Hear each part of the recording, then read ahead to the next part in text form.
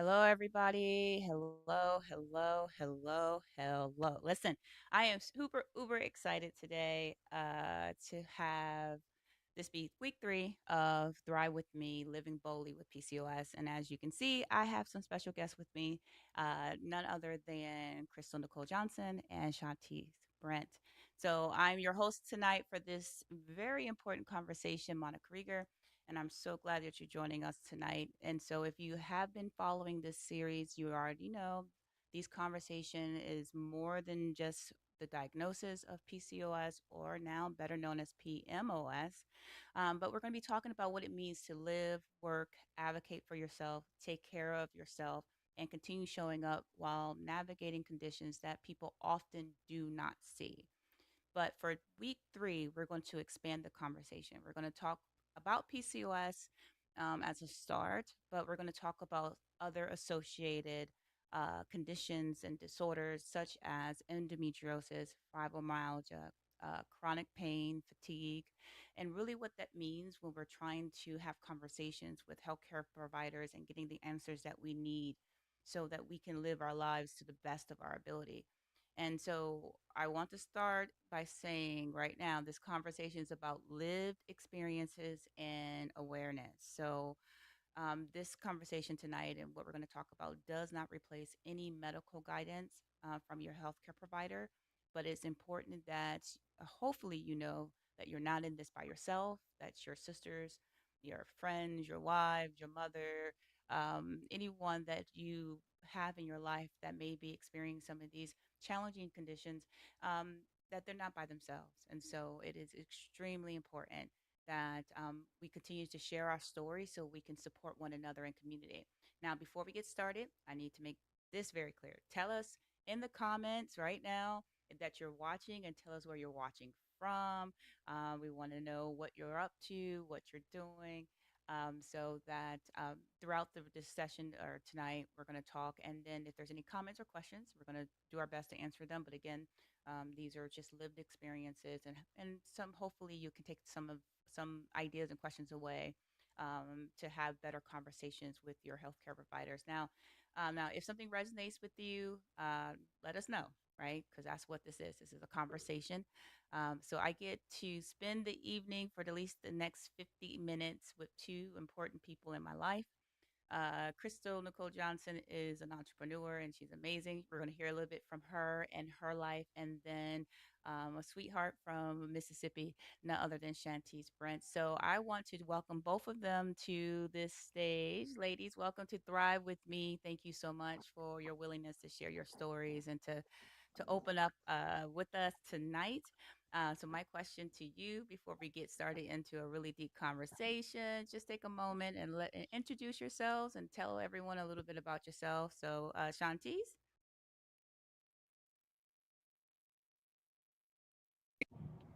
Hello, hello, hello. So I am Chantise Brent. I am, as she said, from Mississippi. I am an entrepreneur. Different entrepreneur endeavors going on now. We have an arts academy in Macomb, have a small business and things of that nature. So that's what we have going on. Yay, welcome, welcome. And none other than Krystle Nicole. Hey, so I'm Krystle Nicole. I like to call myself a corporate baddie. Been in corporate America on the same job for almost 20 years. That's definitely something to celebrate in this economy. Yes, it is. I am the owner, founder, CEO, the woman behind the vision of Free Living Company. We are a health, wellness, and lifestyle boutique, and we actually help a lot of women with PCOS and a lot of the underlying conditions and things like that. So, super excited about the conversation tonight. Hopefully, we can help somebody. And like Monica said, we're not doctors, I'll tell you, we definitely do a lot in this community. So, just hoping that we share something tonight that can help you or someone close to you. Absolutely. So, welcome again, ladies, for your willingness to share your story. Because one of the main reasons that we're having this conversation is that women's health it rarely fits into a neat box, right? Like either your, PCOS has four different types, right? And then there's, then there's a segment of PCOS lean, meaning you don't have the weight gain issue. Unfortunately, I wasn't blessed with that, but you have the weight gain issue. Those who have are known as PCOS lean, or they don't have the weight gain issue. So, you know, it's all of these different nuances in this community that has either this disorder. So I want to talk about and hear from you guys your diagnosis, the condition that you live with every single day, and just a little bit about your journey. So the first question I want to ask, and Krystle, you can start us off. Like, tell us a little about your journey with fibromyalgia. When did you realize something was happening with your health, and then what eventually led to your diagnosis and having, an actual idea of what's going on with your body? Yeah, so for me, I definitely live with fibromyalgia now. I was diagnosed a little over between the 12 and 15-year mark. The interesting thing about fibromyalgia, Monica, is that there's no specific test to diagnose you, right? There's no, okay, let me go get my blood or let me go get a scan and it's going to tell me I have fibromyalgia. Anyone that lives with it knows you have to go through a series of several different tests over, I think it took them about 6 months to diagnose me. They had to rule out lupus, they had to rule out MS, they had to rule out all these other things. But I was suffering. The interesting thing is, I was diagnosed with PCOS back when I was a teenager, but none of the symptoms ever really got out of control, right? I always Mm, kind of, my diet, exercise was always okay, not the best, but okay. So it never really bothered me until I got fibromyalgia, right? So at one doctor was like, you got PCOS. Sir, ma'am, the pain that I'm experiencing, I know that it's something deeper than PCOS. So after about a 6-month time frame, I was finally diagnosed with fibromyalgia. And a lot of people look at it, oh, you'll be okay. Most people you talk to can't even say fibromyalgia, right?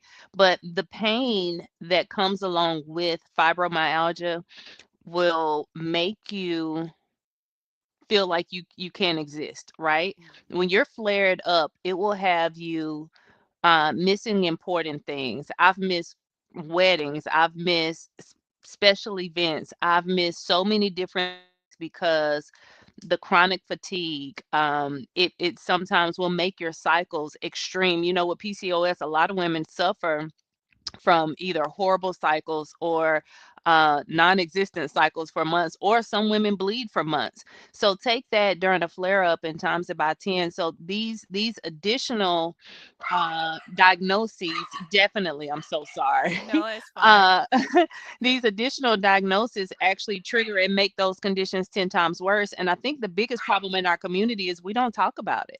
We don't Yeah. talk about it. We get so ashamed of what we have that the closed mouths keep us from getting the healing and the resources that we need. So fibromyalgia definitely opened the door for me to be able to speak freely in the community.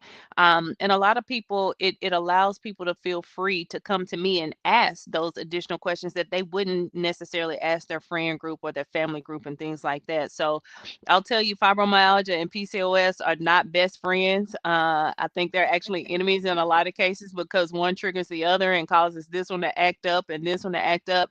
Yeah. But the good thing is that there's so many resources nowadays. There's Yeah. so many resources. There's so many natural ways to take care of it. I know now if I start to flare up, whether it's my PCOS or my fibromyalgia, I can go right in my kitchen and drink a herbal tea to help calm those. Versus now, I'm not against medications, but if I can calm it naturally first, that's what I'm gonna do. But I will tell you in a heartbeat, there are some people that say, "Oh, if it ain't natural, I don't want it." I'm gonna do whatever works for me and my body, and I recommend and highly suggest that people do the same thing for theirs.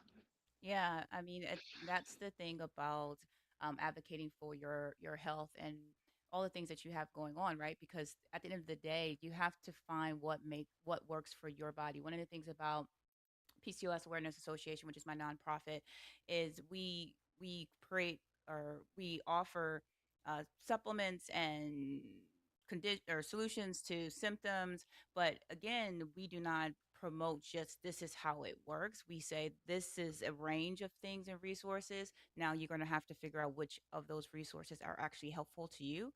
And so, because everything doesn't work for every, like a inositol doesn't work for every person. Some people are not vitamin D deficient, some people are not anemic, but what can you take that's important? We know for PCOS that drinking spearmint tea, I have my spearmint tea here, is good. It helps lower your cortisol and naturally in your body, but again, that might not be the taste for someone, right? So what does that look like Mhm. for you? And so that's a great point. And so for Chantise, let's talk about endometriosis. Like, what's your journey? Same question. When did you realize something was happening in your health, and then when did it finally get a diagnosis that's okay, that this lines up with what I'm saying? Okay, so ironically enough, I went through the majority of my life not knowing that there was a diagnosis.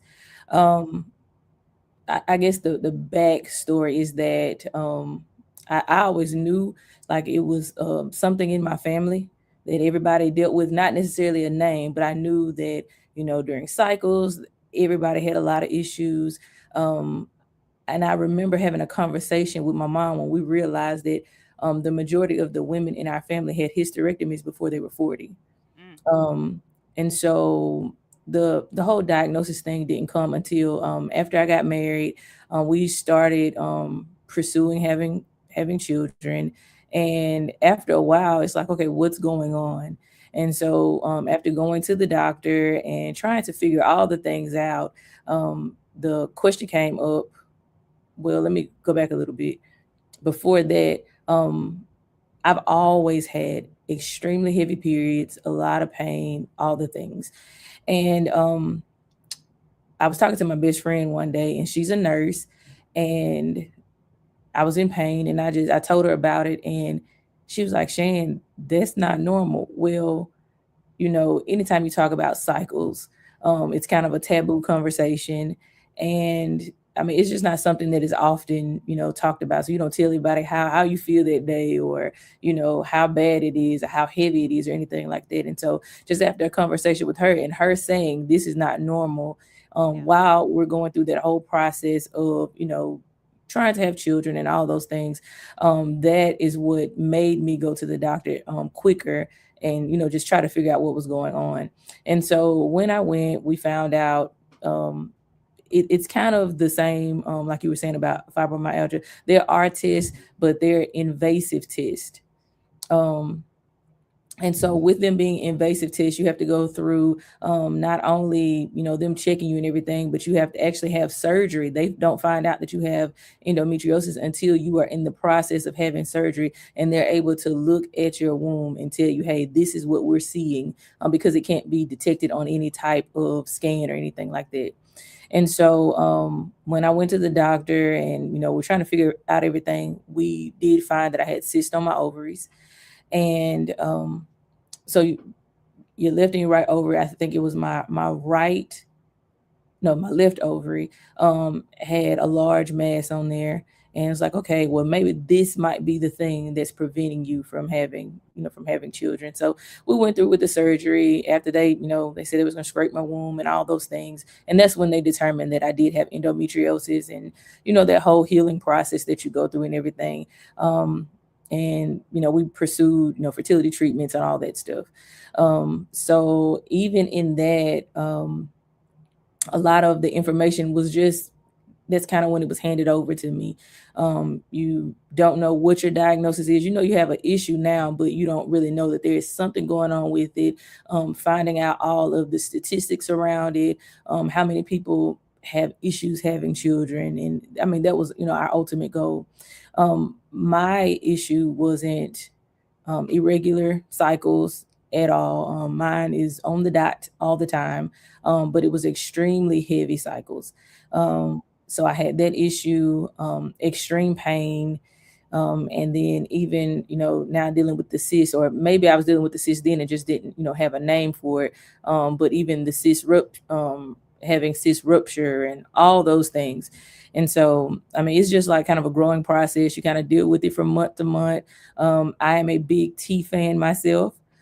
So the ginger tea, all the herbs and everything, and it makes a huge difference. My husband hates it, but I sleep with the heating pad all the time. So you just Shan, but kind you of cold learn to all the do. time, girl. I am, but it's like it's freezing, okay? And you already know I'm bundled up. But Right. yeah, so just trying to figure out how to work through things from month to month. What's going to solve the issue that I'm having in this moment, and just trying to make it through because, like I said, the pain can be so extreme. I mean, extreme to the point of times the ER can do nothing for me in this moment, but please take me, kind of a deal. So Right. it's just all kind of growing and learning. But mine did come from, pursuing having children and then just finding out that what I was dealing with wasn't regular. It was regular in my family, but it wasn't regular to everyone else. Yeah, and I think that's the common diagnosis And I think for. that's important that you say that, what a lot of people feel is normal and common in their family, that doesn't mean it's common, period, medically, right? So Yeah. I encourage a lot of people, I see a lot of women and young girls that may come in and say, hey, I have heavy cycles, but my mama had them, so I expect to have them. Just because your mom experienced something, that doesn't mean in 2026 you have to as well. Your teenage daughter, I get so many women that say their daughters 16, 17, 18, and have to miss school because of their cycles Mhm. and things like that. That's not normal. And we make it so normal in our community, and we just make it, oh, that's just, it's in our bloodline. Go get that baby checked out. We there's tests for that. There's different things for that, and they shouldn't have to suffer 3, 4, 5, 6, 7 days for that. And that's how I was diagnosed with PCOS at a young age. I noticed that I had the heavy cycles, and I grew hair right here, and I was like, that ain't normal. I'm a pretty girl. Like, I ain't supposed to have, I'm light skinned. So all these dark hairs on my chin, that's not cool. So Right. stop making these kids suffer in silence as well. Don't wait till they find out that they have fertility issues and things like that. Go get them children checked out while you got that good insurance. Yeah, Yes. I agree. So that's the same for myself. Like I remember, so played basketball, We can't hear you, Monica. played volleyball, ran track when I was in high school, elementary school, middle school, right? And it wore me out. But when it was my cycle, honey, it was like a whole moment of just pain and discomfort. But just to your point, especially in the Black community, right? Like it's like, oh, you'll grow out of it. Oh, that's normal. Mhm. Oh, that's just take some pills and it'll be fine. But that is not a normal um, um, way of living, and part of that is because they didn't know any better, right? Because they didn't have the resources or the knowledge that we have now. And so I agree. I think all of us, like I have the hirsutism, you have high cortisol and have the hump on your back. There will be those challenges there. And then the other part of that is sometimes, at the end of the day, we're struggling. We're struggling, for the most part. We're struggling for just the brain fog and all the other things. And sometimes it's just really, really just challenging, right? And so I think, at the end of the day,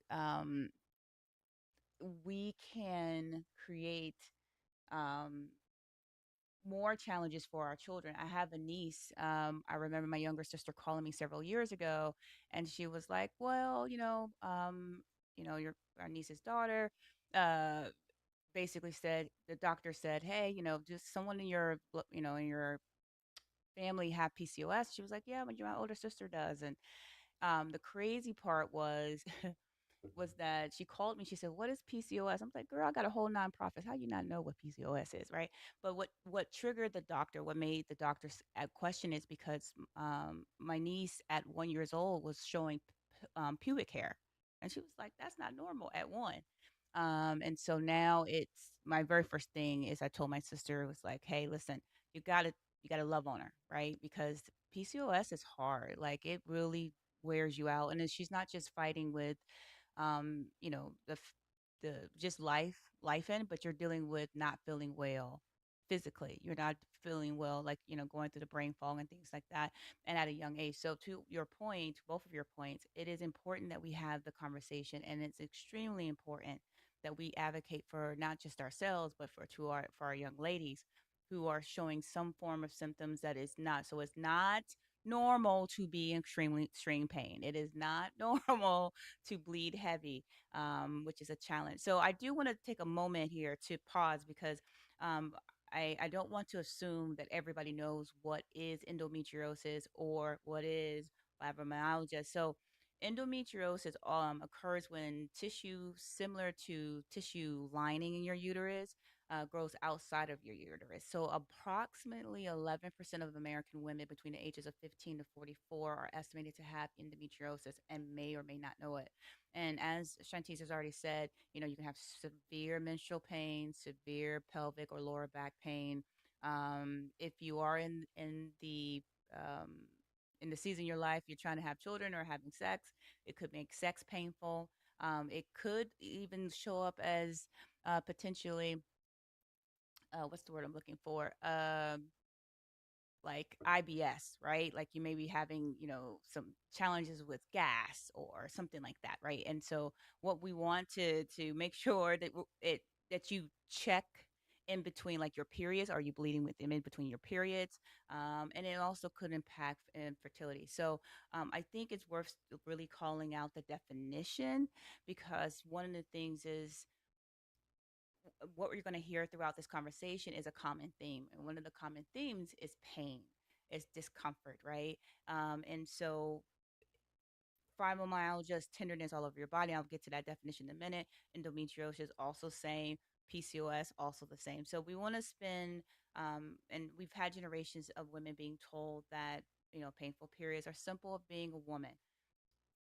Whoever said that, I want to punch him in the face. And yes, I came for violence. Okay. Because that is just insane. And then, one of the things that is very, very challenging and is also very frustrating, we'll get into that conversation just in just a moment, is people telling us how to handle our reproductive health, right? I'm 45 years old. I've been a woman for 45 years. Ask me what I need, right? Instead of trying to figure out or tell me what I need. So here's the question. And I'm going to start with Krystle. PCOS often does not exist in isolation, but how has the conditions with fibromyalgia or any of the customers that you have supported affected your own experience in your life? And what are one or two ways that you've managed your overall wellness? You shared about your teas, but what else? Like, has it affected your relationships? Has it affected your ability to get up and work? Yeah. So that's a great question. And I think one of the biggest issues for me having fibromyalgia is the pain, and it will literally halt every single thing that you want to do. Most people know that I'm always on the go. I work a lot. I run my business. I try to be active in the community. But when that flare up hits, the pain that it causes, there's nothing I can do but lay in my bed, get comfortable, take hot baths or whatever. That has caused strains on friendships, relationships, and just my overall, mental, because you may have your mindset that, oh, I'm going to do this all weekend. I'm going to go to the wedding. I'm going to go to the barbecue. I'm going to go to church. I'm going to go to the grocery store. The simple basic things will cause you to you can't do them with fibromyalgia. So I think, that's been the hardest part. And I would encourage anybody going through any of these conditions to make sure that in the process you work on your mental health. Because if you're not working on your mental, you will literally become the conditions will become your identity, and it'll be hard to fight them. So that's my personal, the pain definitely like handicaps me, right? Some of the things that I've seen with the women that have frequent and that I've helped over the years, in older women, the low sex drive, a lot of people don't talk about that, right? I've seen where these conditions, because women have suffered in silence, it has ruined marriages. It has caused divorces and different things like that. That's sad. People want to be intimate, but I will tell a woman that is going through it, open your mouth and speak up, Be your own advocate, whether it's me at Free Living Company, your doctor, or whatever. There's something out there that can help you. You have to give yourself grace, even though my dog is not giving me any right now, but you have to give yourself grace, and you have to have those conversations with your partner. You know, I've run across so many women who are scared to tell their partner that they have the condition, that they don't feel like being intimate, or they're so fatigued that they don't want to be touched, or they're in so much pain that they don't want to be touched. I promise you, let your doctor know. You cannot continue to sit there in silence if you want to live a good life, right? um so that's the biggest thing. You have to advocate for yourself, and open your mouth and communicate.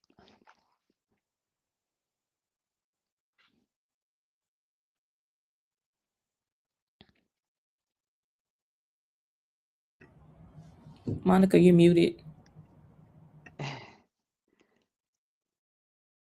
This is the moment when you're trying to be the tech person and all of this in the background. But the same question to you, Chantise, is how does endometriosis has it impacted your life? You're married, you have children. Well, you've now adopted children, but you've tried to have children. Has that impacted how you show up at work? Like, what has that journey been for you? Um, well, I think like just in this season of my life now, I just had a birthday. I'm 36. Um, Ooh, so I mean, I'm just in a kind of a place of contentment. I am married to the amazing Stephen Brent. Um, but I think like for us, the first part, we were, raising children. We don't have any biologically of our own, but we have a host of godchildren. So we have been raising raising children since before we were married.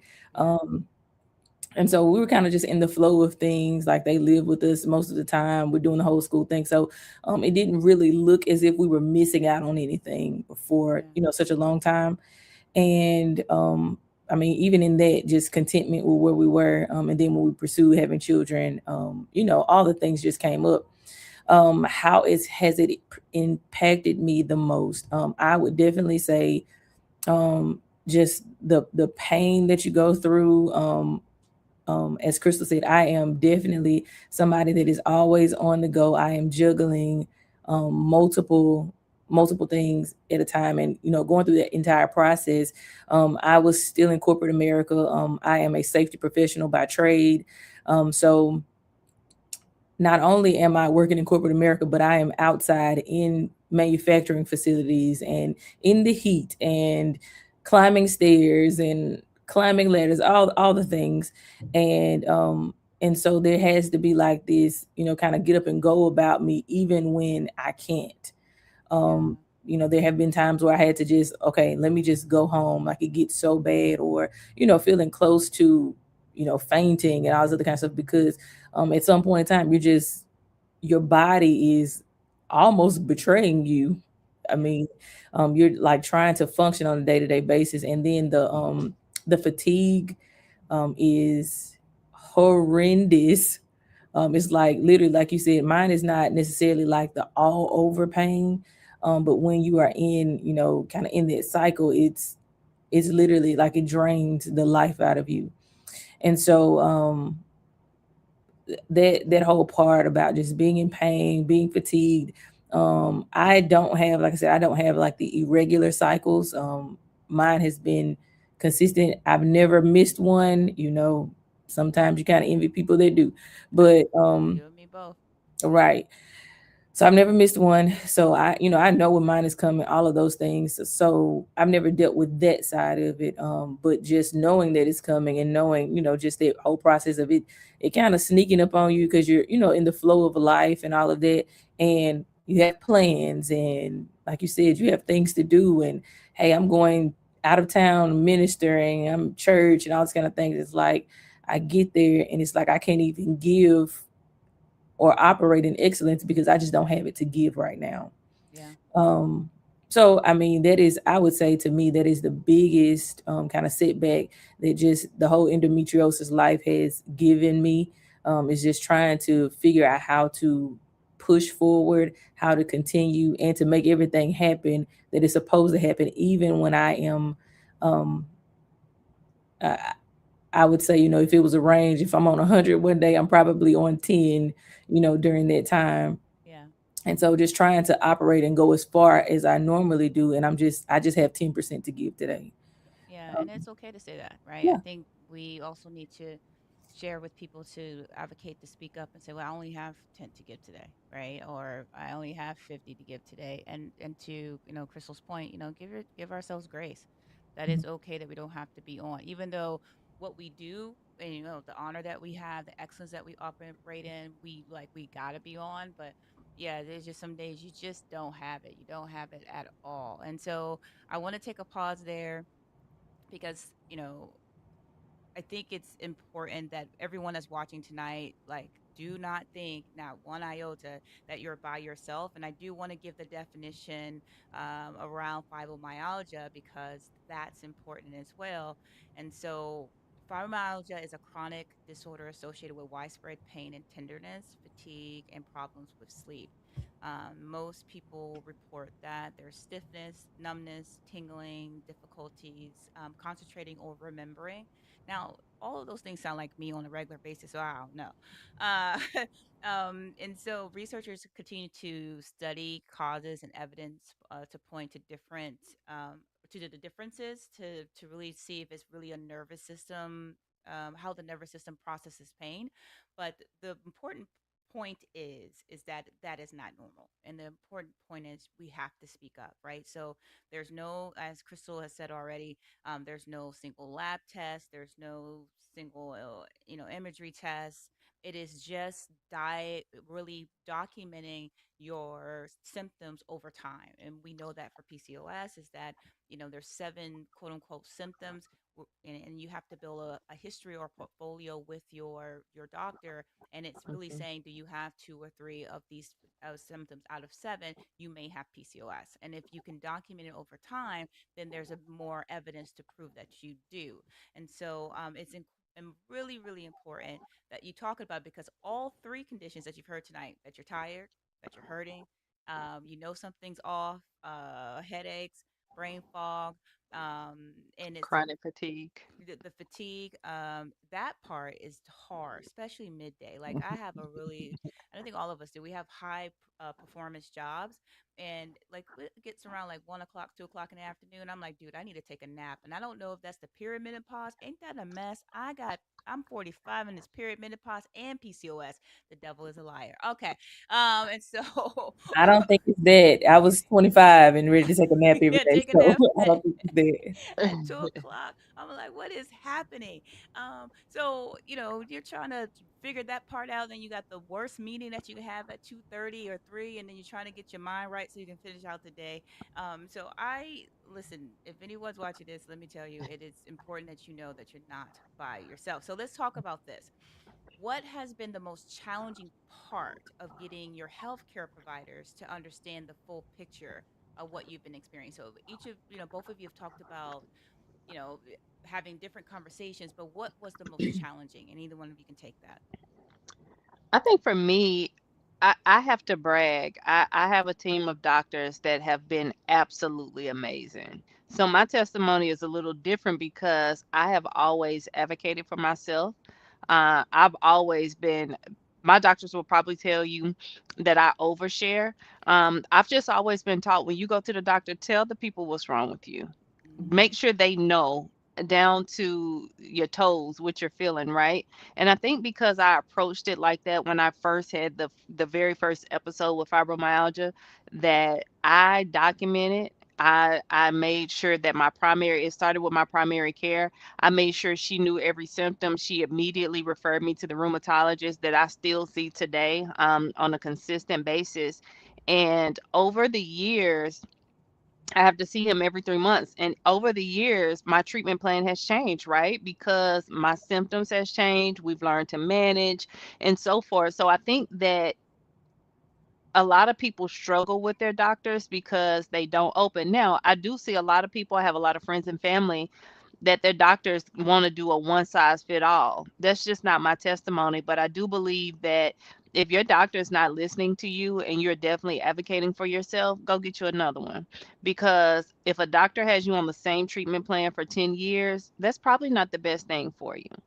It's not. With the advancements in medications and different things that technology has to offer, I just don't believe that a person should be on the same plan that they were on 10 years ago. So again, my testimony is not the same. I have an amazing rheumatologist that definitely listens, but I will say that in your process of being diagnosed, regardless of what your prognosis may be, document. You got, these smartphones now, open up them notes on that iPhone and notate those symptoms. I had tingling in my toes last night when I went to bed, or I had a headache that started on this day, it didn't end to this day, it made me feel nauseous. Like, you have to be detailed if you want the proper care. It's really important. I think it's important to we have to speak up, and especially in a Mhm. world where for a very long time women were told to be quiet, right? And so I think, my generation, Krystle, or our generation as a collective, um, this is the first generation that didn't, we've had the freedom to show up, to be our authentic selves, right? Mhm. To have healthcare, to have our own bank accounts, to have our own careers, to have education, and to articulate that there is something wrong. So speak up, or and if you have, again, if you have a partner or a sister, a family, or friend, encourage them to speak up, right? And say, hey, this is not normal. And so that they should get help. Chantise, what's your most challenging part in your healthcare journey?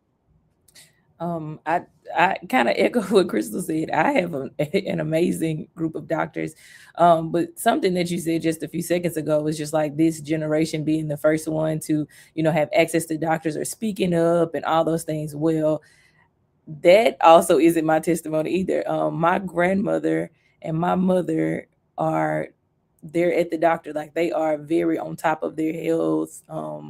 As far as like getting things checked out. And so like that's always been a thing in my family. You feel bad, you go to the doctor. And so my friends make fun of me if my head hurts too long, I'm going to the doctor. If I sneeze too many times, something's not right. This is not how I felt yesterday. So I'm going to the doctor. My husband talks about it all the time. And so I when I went through that whole process, I had a primary that I was going to, and once again, it wasn't that things weren't or they weren't willing to diagnose. I just didn't know that it was abnormal. So I didn't know to talk about it. I didn't know to ask the Yeah, questions or to bring it up. That's how everybody in my family or every woman in my family, dealt with that part, yeah, just their whole cycle. And then even, besides that, like I said, my grandmother had a hysterectomy like when I was born, not too long after I was born. So, they were taking care of her and I was young. yeah. My mom had it, when I was probably in my 20s. And so it just wasn't something that we talked about. So I didn't know it was abnormal. When I found out it was abnormal, let's talk about this now. And I'm not shy when it comes to doctors or anything. Um, because one thing I'm sure about, I don't want to pass away because I didn't share some information Right. that but like you can find something. If you have to tell me, a holistic way of taking care of it, great. If not, I will take the medication. I'm completely okay with it. So that wasn't my story. My primary referred me to my um my gynecologist, and my gynecologist went through the whole process with me. He was absolutely amazing. He was older, he still is an older gentleman. And he just walked through everything with me, and he was just same thing, kind of like with PCOS, here are your symptoms, this is kind of where you fall in, and we're going to do everything that we can in order to make sure that you're okay. I had some issues like just a few weeks ago, and I called them, and it's like, okay, this is where we have an appointment, but let's get you in quicker. So we need to go ahead and do ultrasounds and all these things just to make sure that you're okay. And they're just on top of it. And even through the fertility, just, trying to find out more about fertility treatments and all this kind of thing. He was on top of it, Johnny on the spot, and he had doctors lined up. And he called, like, by the time I got to the fertility specialist, they had talked, and this is what I've been, she's been doing this, and we've done, like, he personally called the other doctors to say, hey, this is, what she's been dealing with. We've talked about this for, 2 years now. And I've exhausted all my efforts, and I'm going to, hand this over to you, but you have to take care of her. And so, like, this is what the doctor said when I came into the room. Like, you Yeah. must be important. They called me. And so, like, I've not had any issues like that. But I mean, I think my biggest setback was just the whole not knowing. Yeah. That was the biggest thing. And so once I was made aware that what I was going through wasn't normal, it was, kind of all go just trying to figure out how to manage it, how to maintain it, and what I can do, as far as working through all of those symptoms. Yeah, I think that's incredibly important. And so, for everyone that's listening, listen, you want a doctor, you want a team. This is an example of what your team should look like. I have a team of doctors. Well, I have my primary care doctor, I have my OBGYN, I have an endocrinologist, right? So, they're in the same medical group, which is a blessing. It doesn't always end up that way, but it is a blessing that they are. So they're always able to see the test results. Like my primary will order a full set of labs. So by the time I get to my endocrinologist, she already knows, this is what your A1C is looking like, whatever the metabolic lab or panels are. And so it's a blessing. So again, if you feel like you're not getting the support you need or you're not getting the information that you're looking for, one is your money, two is your insurance, three is your health. Go and find someone else. There's plenty. So I do want to take a moment to also, I don't see any comments just yet, but I do see people that are online, so thank you so much. Let us know where you are. What is important in this is what we're trying to say is advocate for yourself. And that doesn't mean just assume that your doctor knows, because again, the doctors are practicing medicine. So they're going to go through a list of symptoms. Okay, you have these list of symptoms. What does that mean? And as we've talked already, between the three of these conditions, they're very similar.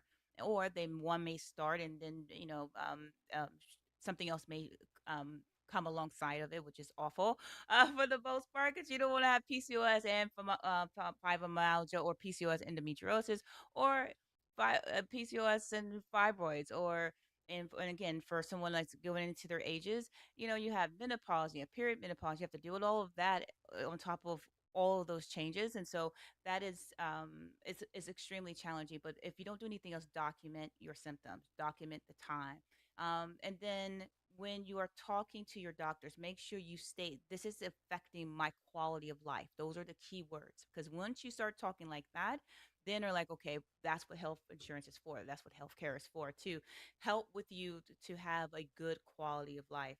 And so we're getting close to time, and I want to ask these questions, but I do want to bring up a couple of things. And that is one, that next month is PCOS, and or slash better known as PMOS month. And so here we are having Thrive With Me, Living Boldly with PCOS, because we want to make sure that you understand that this is not going to take you out. You don't have to survive this. You thrive in this, right? And part of that is living boldly. So make sure you follow me with the PCOS Awareness Association. This is why we're fundraising for the month, so that we can support our PCOS community. We actually partner with Cornell University, their specific ovary labs, led by Dr. Maria Lugin, and she has been doing studies on reproductive health for the last decade. And we have the privilege and the opportunity later this year to be a part of her presentation on the results of her findings. And so we're looking forward to seeing what that looks like, because unfortunately, just in PCOS research, only 0.0002% of research funding goes to the study of reproductive health and for PCOS. And so we want to increase that somewhere, because, again, over 100 million women worldwide are impacted with this particular condition, again, endometriosis or fibromyalgia. Also, I want to highlight, If you have endometriosis and you're like, I'm looking for information, go to um, Endometriosis of America Foundation, because that is important. You want to, they have tons and tons of information, where to start, where to look, what to look for, the conversations you need to have. That is critically important. The Endometriosis Foundation of America, sorry, it's a great foundation. We have partnered with them in the past. It's extremely important to find out what it will help you over time. And if you have fibromyalgia, then we recommend, or I recommend, to reach out to the National Fibromyalgia Association. They've been really great in partnering with PCOS Awareness Association as well. Because again, at the end of the day, we've talked about shared symptoms, shared challenges, shared ideas. And so, listen, there's resources out here. It may not be the perfect fit for you, but at least it gives you a starting point, right? And so, with that being said, let's talk about why we're here. Thrive with me, living boldly. So, my question to you tonight is, to my guests, and either one of you can jump in. What does living boldly mean to you when living with a condition that affects your body, your energy, your emotions, your relationship, work, or your everyday life? Krystle?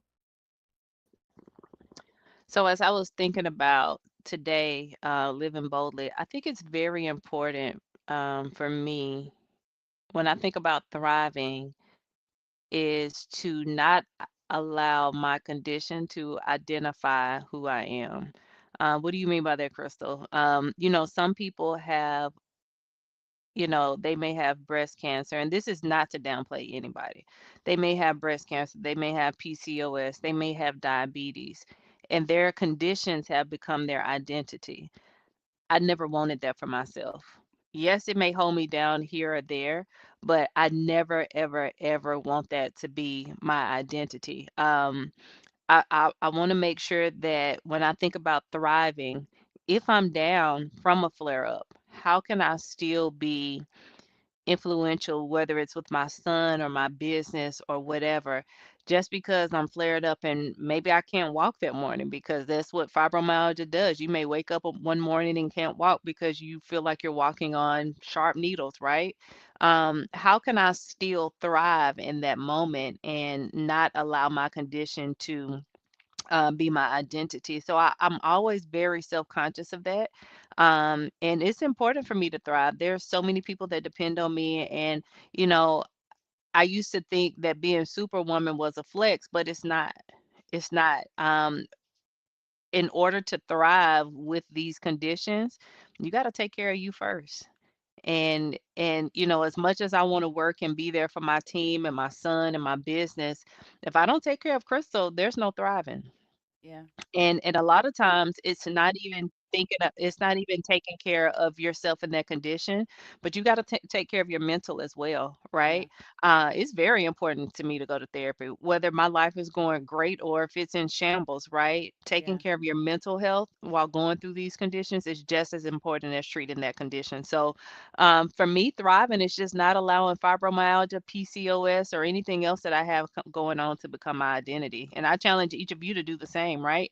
yeah, You may know me as an advocate for something, but you don't know me because that's what's taken over my body. yeah. That's beautiful. Absolutely. Chantise, what does it mean to live boldly, to thrive every day with endometriosis? Okay, so for me, living boldly is one, stepping out into everything that the Lord has called me into.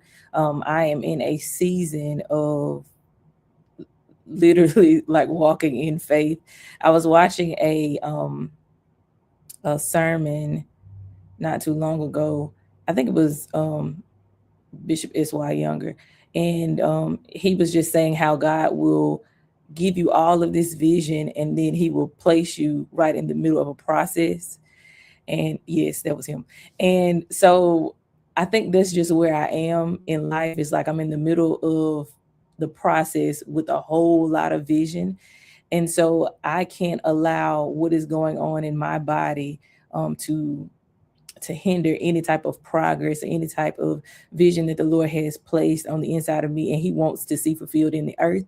So just walking in everything, like I have to make sure, just like Krystle said, like making sure that I'm taking care of myself, making sure that my mental health is taken care of. Now, mine may not be sitting in a therapist's office. Mine may be sitting with my friends and just talking through all the things. Like I have an amazing community. It might be laying in my husband's lap and crying and he's just sitting there looking at me, but I know that even in that, like the Lord has placed me in a position to where he's giving me what I need to continue the vision. So I think that's the biggest thing for me in living boldly is just operating in everything that the Lord has called me to. And if he called me to it, and there's nothing that I need to do outside of it. There's nothing that I need to kind of push to the side because I don't feel well today. And so just working through all of those things, there's plenty of things that I need to do in order to make sure that I'm better and more equipped, like physically, mentally, spiritually for those journeys. But we just keep going every day, being disciplined, listening to your body, just like you said, and moving forward. Yeah, absolutely. I think it's both of you ladies hit it on the nail on the head that it's about how you see yourself and how you show up and whatever that is, right? So whatever community that you have, whatever space that you're in, um whatever allows you to settle to find who you are. So just don't allow your condition to define who you are. Don't allow someone else's idea of what you're supposed to look like and show up define who you are. Because I can tell you, if I'm transparent, I've probably wasted many years just trying to fit the cultural norm because I didn't look like the cultural norm, or I didn't speak that way, or culturally as a believer, all of that. But if I sit in my own space and understand that I find who I am now and the voice that I have, then I think that's what's more impactful, right? And so encouraging people to show up and encouraging young women to show up and young people to show up as well. So I say to all of that, because y'all been hearing me talk all day, I want to give the last few minutes to these ladies who have been blessing us all night. My question to you is, leave us with one note. So I know that Krystle has a book. She has an amazing company. So give me 90 seconds to share a little bit of what you got going on and what do we expect next from Krystle Nicole. Oh, that's loaded. So, yes, I am an author as of this year. I have a devotional, 36 days. And if you are into symbolism, 3 plus 6 equals 9. And if you know the religious meaning of nine, but better, not bitter, I overcame a very challenging divorce to say the least. But I choose, instead of doing a tell all, I chose to do something that would bless me ongoing and those around me. So I did a 36-day devotional that helped me find peace while picking up the pieces, because it was nobody but God. Secondly, Free Living Company. That is my baby, PHREE Living Company, a health, wellness, and lifestyle boutique, helping you naturally, whether it's with PCOS, there's things I have for fibromyalgia, endometriosis, but just helping you be a better you. That's always been my goal, is to help you be the best you that you can be for your family, your friends, and your community, whether I'm in the workplace, whether I'm on a stage in pageantry or whatever. That has just always been my lifelong goal. What's next for Krystle? I don't know. I'm not gonna lie to you. I think that God has me in a season right now of just being still and just nurturing what I do have, because I lost so much in the last season. So I guess you could say it's rebuilding, and I'm okay with that right now. It's very, very, very uncomfortable, but we do our most growing when we're uncomfortable. So you're gonna continue to see me doing what I'm doing now, just living and just waiting on God. And I'm okay with that right now. And the old me would have been like, I'm just anxious to do this, do this, do this. But I'm in a waiting season and I'm okay with that. You can always follow me, Krystle Nicole, on all social media, or Free Living Co. PHREE Living Co. But I'm just grateful for Monica. She's been an advocate for the PCOS PMOS community for years, and I think the consistency definitely is attractive, and I see it drawing, these national Cornells and other people in, and that just makes my heart warm to know that I have people connected to me that are not giving up in this season, and are committed to helping us be better, whether it's our health or wellness or whatever. So thank you, Monica. Oh, thanks, man. You're gonna make me cry. It is a tough journey, being a grassroots organization on a condition that often people Mhm. is overlooked. Right? No one sees endometriosis. No one can see, PCOS. No one can see fibromyalgia, but it does exist. So, Chantise, tell us a little bit what's going on with you, what you got going on. Let us know where we can find you. Okay, so um, a lot of things going on. The Lord called me out of corporate America last year, and so that has jump started a business. So my husband and I have the Brent Company. We are doing safety consulting, mobile drug testing, and any little anything in between.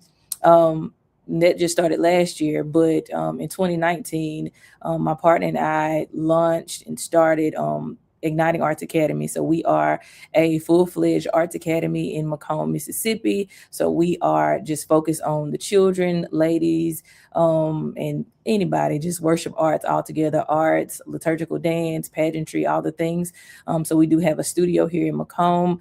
We are getting ready to gear up our seventh season, which is absolutely crazy. So we will start our seventh season in September. So we're getting ready to open up registration and all the things. We have a worship arts conference coming up. I also have a book, and it is geared towards children. It is The Color Secrets right there behind me. And so that was something that was published last year. And so more books to come as well. And then the other thing that we have for women is Women Igniting Women. The Lord launched that last year as well. We had our first conference. And so it's all about building community. It's all about bringing women together and just bridging the gap from where we have lost so much connection in the body of Christ. And so that's just been like our heart is building kingdom connections. We have daily prayer calls, weekly kind of weekly meetups. I also did a um, Bible study journal. It's up there at the top, a Bible study journal. So it's a 90-day Bible study journal. And this is just a journal for you to walk through whatever reading you're doing for that day, but it helps you to go through and it helps you to reflect on what's going on in the study, how you can apply it, how you can utilize that in this season of your life and everything. And so that's kind of a few things that I have going on. You can find me on all social media platforms. My name, Chantise Brent, can be Facebook, Instagram, TikTok, all that stuff. But also you can follow our Arts Academy, Igniting Arts Academy on all of those platforms as well. So listen, it doesn't mean, as you heard these two ladies say, they have a long list of things going on in their lives and Yeah. they are doing amazing. So yes, we have these conditions, disorders. It wears us down. It makes us question if our Sanity. stamina, right? But we're not stopping, right? And so thriving is when you show up for you and be impactful, be purposeful about your life. Listen, one of the things I want to shout out to PCOS Awareness Association, of course, to our founder, Megan Stewart. She's going to be with me next week on a pre-recorded call. We're going to talk about PCOS Awareness Association and closing out the Thrive with Me, Living Boldly with PCOS series. But we are excited because we have partnered with Better Health organization. So they're going to be with us all month next month. And actually, throughout our year, they're actually coming on as a corporate partner and providing 3 months of therapy services and some other additional services for anyone who's part of our community. So, listen, we're working hard in these streets, all right? So, make sure that you check out Krystle Nicole, her book, if you need a place to journal. Make sure you go to freelivingco.com if you're looking for some natural supplements. I remember when back in the pandemic, she was hand making some stuff. So now Still she has, do. it's still Monica, there. and I have to call out, like Shantice and I, she said 7 years, and I'm 7 years. So we got a little connection there. That Yeah, I that love that it. that See, number seven. That's something Mhm. about that number seven. That Yes. means that next year will be a new beginning. Come on through here. Oh, I'm super super excited for you guys. I'm always celebrating women who are doing something big. Make sure you reach out to Chantise. She's doing something big for the women in the community. Of course, you guys know I'm in the creative arts as well. Listen, your life is not one thing. Your life is, am I impactful? Am I being purposeful? Am I living in the destiny that we were created to be? And so I'm super excited to do life with these ladies. I met Krystle during beauty pageants, and it's been a great journey. And so I'm grateful to call her friend. Chantise, doing ministry, doing life.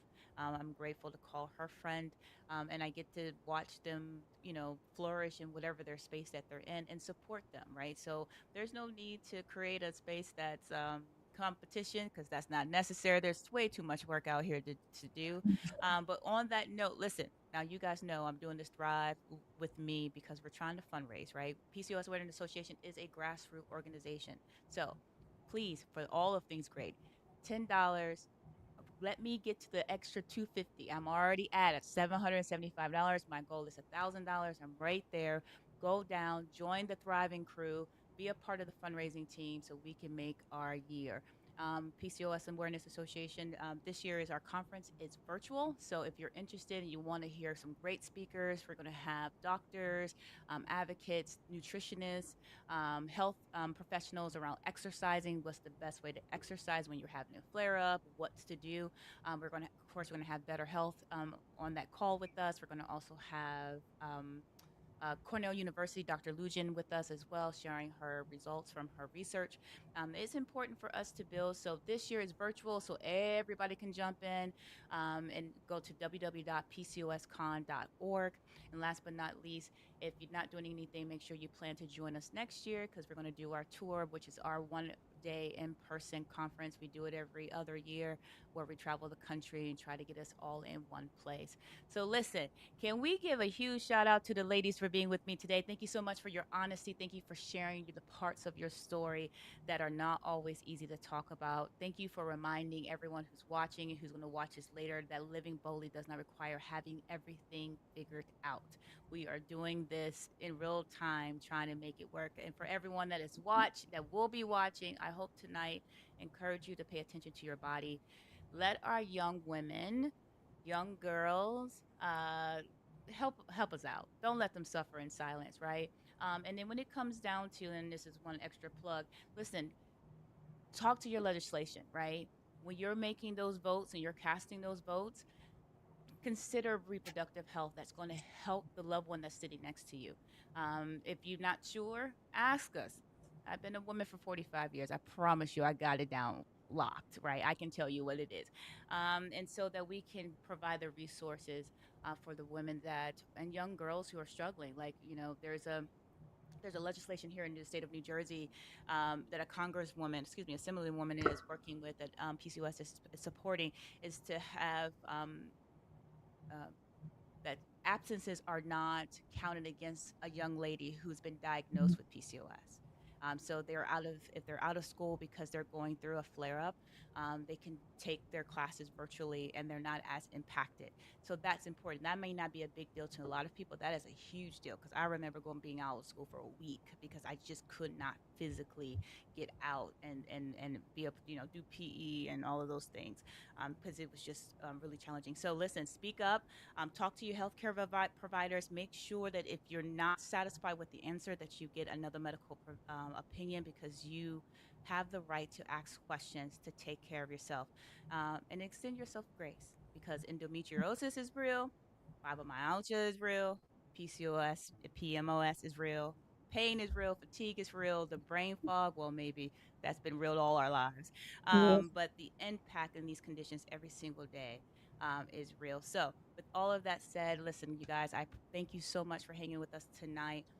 Krystle and Chantise hang out with me for just a little while longer. But this is Thrive With Me Week 3, Living Boldly with PCOS PMOS. And thank you, ladies, for joining us for tonight. Until next time, join me next week for meeting our co-founder, excuse me, our founder of PCOS Awareness Association, for a pre-recorded call about next month. Talk to you guys soon. Thanks, guys. Thank you.